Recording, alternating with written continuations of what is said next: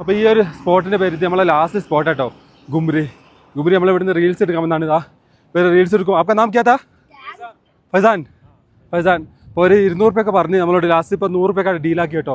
അപ്പോൾ വരുന്നവർക്ക് 100 രൂപയൊക്കെ ഡീലാക്കി എടുക്കുക. താഴത്തുനിന്ന് നമുക്ക് 100 രൂപയ്ക്കാണ് ചെയ്തെന്ന്. നല്ല റീലാണ്, പെട്ടെന്ന് തന്നെ അവർ എഡിറ്റ് ചെയ്ത് തരും. നമ്മളെ കാശ്മീർ യാത്രയിലെ സോനാമാർഗിലെ ലാസ്റ്റ് സ്പോട്ടാണ് കേട്ടോ. നമ്മളിപ്പോൾ സ്കോർപ്പിയോയിലാണ് ഇവിടെ വന്നത്.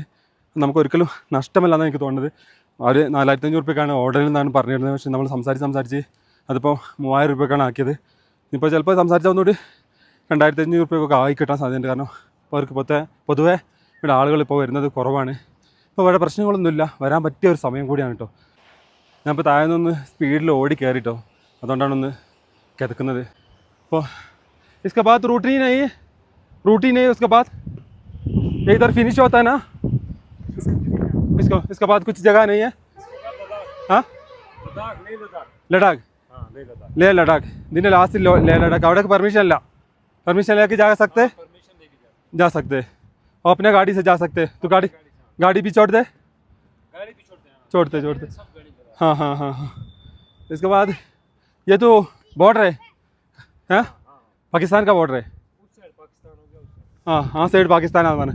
वो जो पिछले वार हुआ था ना, वो कारगिल, इसको बोलते हैं गुमरी वार मेमोरियल. गुमरी वार मेमोरियल. वो तो कारगिल का वजह से बोल रहे. वो आगे है, वो पूर्व वार मेमोरियल आगे, हाँ वो द्रास में आगे आगे कितना दूर है? यहाँ से हाँ 70 किलोमीटर. 70 किलोमीटर दूर है कारगिल के लिए. हाँ करगिल नहीं, द्रास. ദ്രാസിലേക്കാണ് കേട്ടോ 70 കിലോമീറ്റർ അവർ പറഞ്ഞത്. 96 കിലോമീറ്ററാണ് കാർഗിലേക്ക് വരുന്നത്. ഞാനിവിടെ വാർ മെമ്മോറിയൽ എന്നൊക്കെ കണ്ടപ്പോൾ ഞാൻ വിചാരിച്ചത് ഈ ഒരു കാർഗിലിൻ്റെ യുദ്ധമായിട്ട് ബന്ധപ്പെട്ടിട്ടുള്ള ഒരു മെമ്മോറിയൽ ആയിരിക്കുമെന്നായിരുന്നു. വാങ്ങിട്ടോ അവളെ ക്യാമറമാനും മുകളിലെത്തി. അവർക്കിത് ഈസി ആയിരിക്കും. ഇതാ വീഡിയോ എടുക്കേണ്ടവരൊക്കെ താഴത്തുള്ളത്. അപ്പോൾ അവർ അവിടെ നമ്മൾ വരുന്നത് കേട്ടോ. കിതക്കുന്നത് ഇങ്ങനെ സ്റ്റെപ്പല്ല, നേരത്തെ ഞാൻ സ്റ്റെപ്പല്ല, നമ്മൾ ഇതിങ്ങനെ കയറി വരാം കേട്ടോ. ഇപ്പോൾ ഇവിടെ ഒന്നും ഒരു മരങ്ങൾ പോലും ഇല്ല, ഒരു ചെടികൾ പോലും ഇല്ല കേട്ടോ. ഓ എന്ത് ഭംഗിന്നാ കാണാൻ. അയാനെ എൻ്റെ ചങ്ങായിമാരോടൊക്കെ ഇങ്ങനെ ആയിട്ട് വരാൻ പറയണോ? എന്താ ഉഷാറില്ലാത്ത കണ്ടു ഭംഗിയോ? സംഭവം അതിന് മാത്രം ഒന്നും നടന്നിട്ടില്ല കേട്ടോ. പക്ഷെ മറ്റൊരു കാര്യം ചിന്തിക്കാനുള്ളത് 11,649 അടി ഉയരത്തിലാണ് ഈ ഒരു പ്രദേശം സ്ഥിതി ചെയ്യുന്നത്. അതിൻ്റേതായ ഓക്സിജൻ്റെ ബുദ്ധിമുട്ട് സംഭവിച്ചിട്ടുണ്ടാകും. അതുകൊണ്ട് തന്നെ ആയിരിക്കും ഈ ഒരു കിതപ്പ് വരാൻ സാധ്യത. പറയാൻ കാരണം ഞങ്ങളുടെ കൂടെ യാത്ര ചെയ്തിരുന്ന പലരും തന്നെ ഈ ഒരു പ്രശ്നം പറയുകയുണ്ടായിട്ടോ. മാത്രമല്ല ഇവിടെയൊക്കെ മഞ്ഞ് ഉള്ള സമയങ്ങളിൽ ഐസായി മാറുന്ന ഒരു പ്രദേശം കൂടിയാണ്. താഴെ കണ്ടോ അരുവി ഒഴുകി വരുന്ന കാഴ്ച കാണാം. അതെല്ലാം തന്നെ ഐസ് പോലെയാണ് കേട്ടോ. മുകൾ ഭാഗത്ത് ഐസുണ്ട്, ആ മലയുടെ മുകളിലൊക്കെ ഐസാണ്. ആ ഐസൊക്കെ ഉരുകി വരുന്ന ഒരു വെള്ളമാണിത് കേട്ടോ. തണുപ്പായിരിക്കും. ഞങ്ങളിവിടെ എത്തിയത് സെപ്റ്റംബർ മാസത്തിലാണ്. അതുകൊണ്ട് തന്നെ നോർമലായിട്ടുള്ള ചെറിയ തണുപ്പേ നമുക്ക് ഫീൽ ചെയ്തിട്ടുള്ളൂ. എൻ്റെ ഡ്രസ്സ് കണ്ടാൽ തന്നെ നിങ്ങൾക്ക് മനസ്സിലാവും. എൻ്റെ മാത്രമല്ല എല്ലാവരും തന്നെ സാധാരണ ഡ്രസ്സുകളിലാണ് അവിടെ നിന്നത്. അപ്പോൾ വലിയ തണുപ്പും കാര്യങ്ങളൊന്നും ഇല്ലായിരുന്നു. അതുകൊണ്ട് തന്നെ നമുക്ക് ആസ്വദിച്ച് കാണാനും പറ്റും.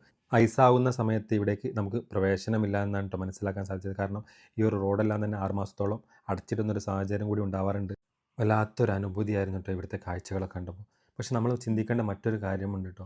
6 മാസത്തോളം കഠിനമായ തണുപ്പും, അതായത് മൈനസിലേക്കൊക്കെ പോകുന്ന തണുപ്പുള്ളൊരു സ്ഥലത്ത് നമ്മളെ കേരളത്തിൽ ജീവിക്കുന്നത് പോലെ ജീവിക്കാൻ ഒരിക്കലും നമുക്ക് പൊരുത്തപ്പെട്ട് ജീവിക്കാൻ പറ്റുമെന്ന് എനിക്ക് തോന്നുന്നില്ല. ഇവിടെ നമുക്ക് കാണാനുള്ള മറ്റൊന്നാണ് സോജില വാർ മെമ്മോറിയൽ. ഞാൻ നേരത്തെ പറഞ്ഞതുപോലെ തന്നെ സോജില വാർ മെമ്മോറിയൽ അതെന്താണെന്ന് എനിക്ക് മനസ്സിലായിട്ടില്ലായിരുന്നു കേട്ടോ. ഞാൻ അതിൻ്റെ ചരിത്രത്തിലേക്കൊന്ന് പോയി. 1947-48 കാലഘട്ടത്തിൽ പാകിസ്ഥാനിൽ നിന്ന് നമ്മുടെ കാശ്മീരിനെ പിടിച്ചെടുക്കാനുള്ള ഒരു ശ്രമമുണ്ടായി. മേജർ ജനറൽ തിമ്മയ്യയുടെ നേതൃത്വത്തിൽ നമ്മുടെ സൈന്യം ഓപ്പറേഷൻ ബൈസൺ എന്ന രഹസ്യനാമത്തിൽ ധീരമായി തന്നെ നേരിടുകയും ഇന്ത്യൻ സൈന്യം അവരിൽ നിന്ന് ചുരം പിടിച്ചെടുത്ത് പൂർണ്ണ നിയന്ത്രണത്തിലാക്കുകയും ചെയ്തു. ഇന്ത്യയുടെ ചരിത്രത്തിലെ ഏറ്റവും വലിയ സൈനിക നേട്ടങ്ങളിലൊന്നായി കണക്കാക്കുന്ന ഈ ഒരു യുദ്ധത്തിൽ നമ്മുടെ 17 സൈനികരാണ് വീരമൃത്യു വരിച്ചത്. ഇവിടെ സൈനിക ക്യാമ്പുണ്ട്. ഇവിടെ വരെ നമുക്ക് പ്രവേശനമുള്ളൂ. ഇനി ഇവിടെ നിന്ന് അങ്ങോട്ട് 326 കിലോമീറ്റർ ലഡാക്കിലേക്കുണ്ട്. ലഡാക്കിലേക്ക് യാത്ര ചെയ്യണമെങ്കിൽ അതിൻ്റെ പെർമിഷനും കാര്യങ്ങളൊക്കെ എടുത്തതിന് ശേഷം യാത്ര ചെയ്യാം. എനിക്ക് ലഡാക്കിലേക്കൊന്ന് യാത്ര ചെയ്യണമെന്നുണ്ട്. അതും ബൈക്കിൽ തന്നെ യാത്ര ചെയ്യണമെന്നാണ് എൻ്റെ ഒരു ആഗ്രഹം. ഒരുപാട് പേര് അവിടേക്കൊക്കെ ബൈക്കിൽ യാത്ര ചെയ്തവരുണ്ട്.